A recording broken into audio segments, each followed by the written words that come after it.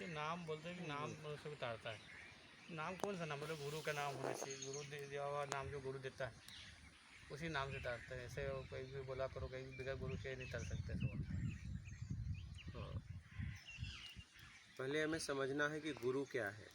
गुरु शब्द है, कोई शरीर नहीं। जैसे आपको प्यास लगती है तो आप नल से पानी पी लेते हो, तो क्या पानी नल से आता है कि ज़मीन से? नल से आता है।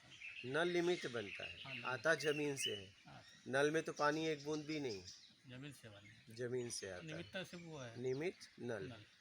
वैसे ही कोई परम स्थिति को उपलब्ध हो गया तो उसे गुरु बोलते हैं, और वो आत्मिक कल्याण का मार्ग बताता है। उन शब्दों को लेके चलना है। किसको? उन शब्दों को लेके चलना है। उसमें जीना पड़ेगा, उसमें आपको जीना पड़ेगा। और नाम अगर आप जाप कर रहे हो, वाल्मीकि भय ब्रह्म समाना, उन्होंने क्या जपा? मरा मरा। लोग राम राम कह के नहीं पहुँच रहे, वो मरा मरा कह के पहुँच गए। मरा मंत्र कोई समाज में देता है? नहीं देता है, लेकिन वो मरा मरा कह के ब्रह्म के समान हो गए। ठीक है, तो शब्दों में आपका भाव क्या है? तो वाल्मीकि जब मरा मरा जपे तो उन्होंने उसके अलावा कोई काम नहीं किया, बस मरा मरा जपे और मरा मरा जपने में पहुंच गए। उन्होंने सारे काम को छोड़ दिया था, आगे का कर्म बंधन उनका बंधा नहीं। पिछला उन्होंने जो किया था पश्चाताप के आग में जलने लगा, क्योंकि आगे कर्म बंधन आ नहीं रहा है। पिछले का नाश हो रहा है, क्योंकि मन कुछ न कुछ करेगा, या तो एकत्रित करेगा, या तो अचेतन मन में जाके उसका अतीत या भविष्य का निर्माण करेगा, या तो नाश करेगा, कुछ न कुछ करेगा। बात समझ रहे हो? तो उन्होंने सब कुछ करना छोड़ दिया और मरा मरा जपने लगे। और वाल्मीकि भय ब्रह्म समाना, ब्रह्म के समान हो गए। ब्रह्म नहीं, ब्रह्म के समान दर्जा दिया गया।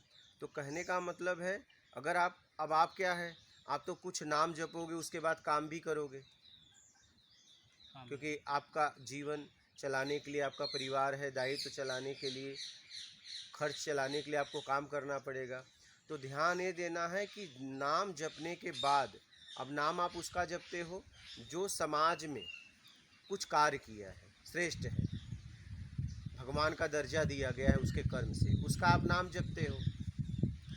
तो नाम जपने के बाद उसका चरित्र भी अपनाओ। बात समझ रहे हैं? नाम के साथ उसका चरित्र अपनाओ, तब कुछ होगा। तो जब भी आप कर्म करते हो, उस कर्म में छल कपट चोरी बेईमानी चापलूसी मक्कारी धूर्तता पाखंड मत करो। तो आप शुद्धता से जब धन कमाओगे और उससे खरीदी गई वस्तु खाओगे, तो जैसा खाओगे अन्न वैसा होगा मन। समझ रहे हो? जैसा खाओगे अन्न वैसा होगा मन।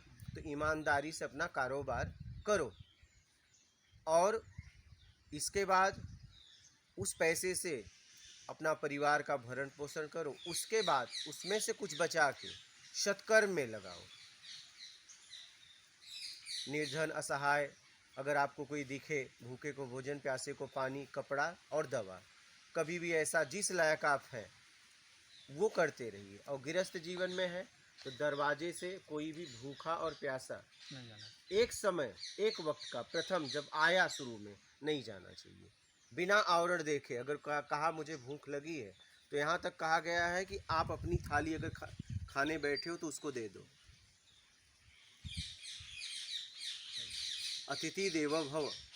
कोई भी हो, आवरण मत देखो का क्या कपड़ा पहना है, किस समाज से है, उससे मुझे मतलब नहीं। भूखे को भोजन, प्यासे को पानी। पहली बार मेरे दरवाजे पे कोई आया, एक टाइम, दूसरा टाइम का जिम्मेदार मैं नहीं हूँ। तो सत्कर्म करते हुए जीवन में आगे बढ़ो और नाम जाप में लगो और सत्कर्म में लगो। मूल क्या है? सत्कर्म। कर्म सत्कर्म। कर्म प्रधान विश्व करी राखा, जो जस करहीं तो फल चाका। जैसा करोगे वैसा परिणाम आएगा। तो कहने का मतलब है, जो मैंने किया है उसका परिणाम मुझे मिल रहा है, आगे जो मैं करूँगा आगे मिलेगा। तो अपने आप को सत्कर्म में लगाओ, कर्तव्य भी करो और अपने आप को सत्कर्म में लगाओ। उन ज़रूरतमंदों की सेवा करो जिन्हें ज़रूरत हो।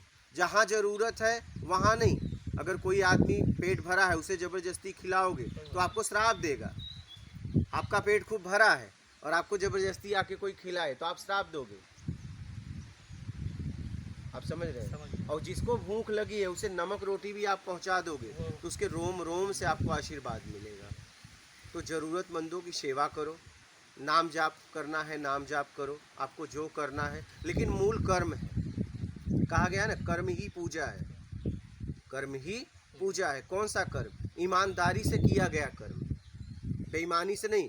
कर्म तो बेईमानी में भी होती है, बेईमान आदमी भी तो कर्म कर रहा है ना, तो वो कर्म पूजा थोड़ी ना है, वो तो उसका पतन करेगा। कर्म ही पूजा है। कौन सा कर्म? ईमानदारी से किया गया कर्म। और सत्कर्म करो, अपने आप को सत्कर्म में लगा दो, क्योंकि हम कर्म करके भटके हैं, माला करके नहीं भटके हैं। हम कर्म में बेईमानी किए तब भटके हैं, तो मूल कर्म है।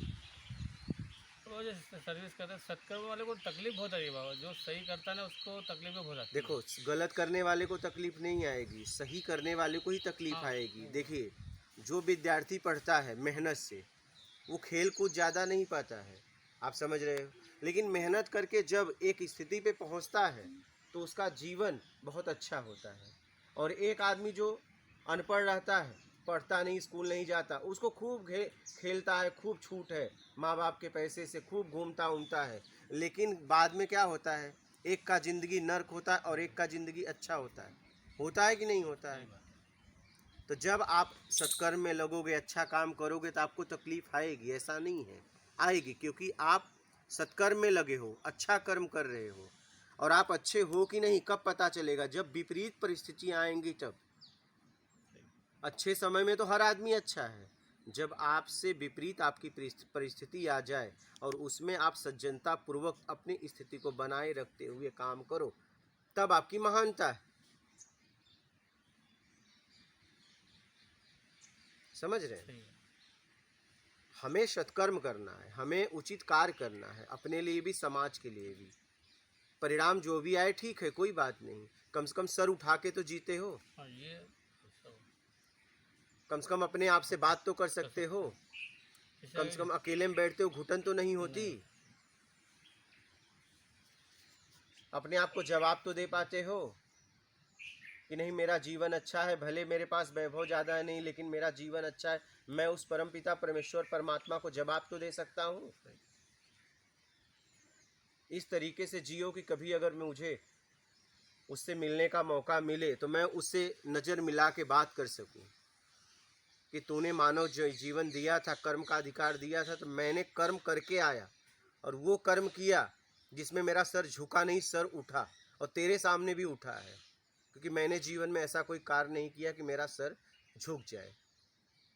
तो ऐसा काम करके जाओ। ये तकलीफ सुख, देखो, कोई सुख में जिए चाहे दुख में जिए, शरीर छोड़ के जाना है, सुख में जीना तो शरीर तो छोड़ना ही है। शरीर एक दिन छोड़ना है, तो शरीर छोड़ो तो उस परमात्मा के पास, परम ब्रह्म के पास जाओ, तो कम से कम उसे नज़र मिला के बात तो कर सको। ऐसा ना हो कि वहाँ जाने के बाद सर झुक गया। आप समझ रहे हैं? दुख आए सुख आए कुछ भी आए, कर्म के प्रति अडिग रहो कि मुझे सत्कर्म में अपने आप को लगा के रखना है, कोई भी परिस्थिति आ जाए उससे मुझे मतलब नहीं है। अपने आप को हर वक्त स्थिर रखना है, अपनी स्थिरता खोना नहीं है, और अपने आप को सत्कर्म में लगा के रखना है, अपने को ईमानदारी से जीवन जीना है, उन वस्तुओं के लिए जिसे छोड़ के जाना है उसके लिए क्या बेईमानी करना। तो इसलिए ईमानदारी से जीवन जी के उसका सदुपयोग करो और जीवन में आगे बढ़ो, कर्म करो। और शब्द गुरु है, शरीर नहीं। क्या? किसी भी शरीर से आपको ज्ञान मिले उसको अपना के जीवन में आगे बढ़ो, जरूर नहीं कि आपको दीक्षा ही लेना पड़े। दत्तात्रेय ने 24 गुरु से ज्ञान लिया, जानवर पक्षियों को भी गुरु का दर्जा दिया, दीक्षा किसी से नहीं लिया, ज्ञान देख के, घटना देख के ज्ञान लिया और अपना के जीवन में आगे बढ़े।